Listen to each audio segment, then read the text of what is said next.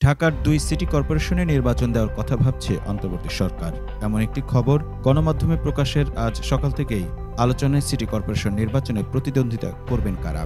সকাল থেকেই সামাজিক যোগাযোগ মাধ্যমে এ নিয়ে চলছে আলোচনা।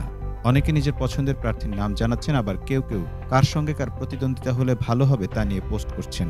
তবে ঢাকা দক্ষিণ সিটি কর্পোরেশনের বিএনপি নেতা ইশরাককে প্রতিদ্বন্দ্বী হিসেবে এনসিপি নেতা হাসনাত আব্দুল্লাহ ও শিবিরের কেন্দ্রীয় নেতা সাদিক কায়েমের কথা বলছেন অনেকে।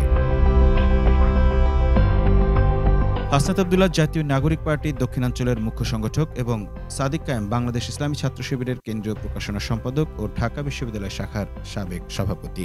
দুজনেই বৈষম্য বিরোধী ছাত্র আন্দোলনের সময় নেতৃত্বে ছিলেন।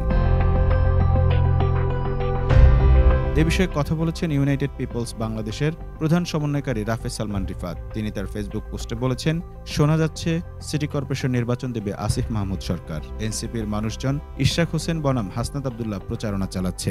যদি নির্বাচন হয়, আমি ব্যক্তিগত আরেকটা অ্যাঙ্গেল দিই, ইশরাক হোসেন বনাম হাসনাত আব্দুল্লাহ বনাম সাদিক কায়েম।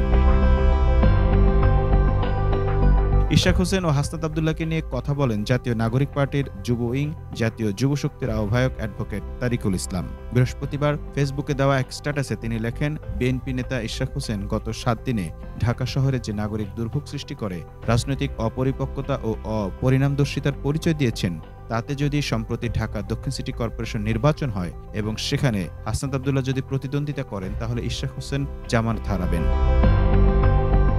এদিকে বিএনপি নেতা ইশরাক হোসেনকে ঢাকা দক্ষিণ সিটি কর্পোরেশনের মেয়র হিসেবে শপথ না পড়ানোর নির্দেশনা চেয়ে যে রিট আবেদন করা হয়েছিল তা খারিজ করে দিয়েছেন হাইকোর্ট। বৃহস্পতিবার বিচারপতি মোহাম্মদ আকরাম হোসেন চৌধুরী ও বিচারপতি দেবাশিস রায় চৌধুরী হাইকোর্ট বেঞ্চ এ আদেশ দেন। এর ফলে ঢাকা দক্ষিণ সিটি কর্পোরেশনের মেয়র হিসেবে ইশরাক হোসেনকে শপথ পড়ানোর ক্ষেত্রে কোনো বাধা নেই বলে জানিয়েছেন তার আইনজীবীরা। তবে এই খারিজ আদেশের বিরুদ্ধে আপিল বিভাগে আবেদন করার কথা জানিয়েছেন রিটকারী পক্ষের আইনজীবী। Mahfuz, time news desk.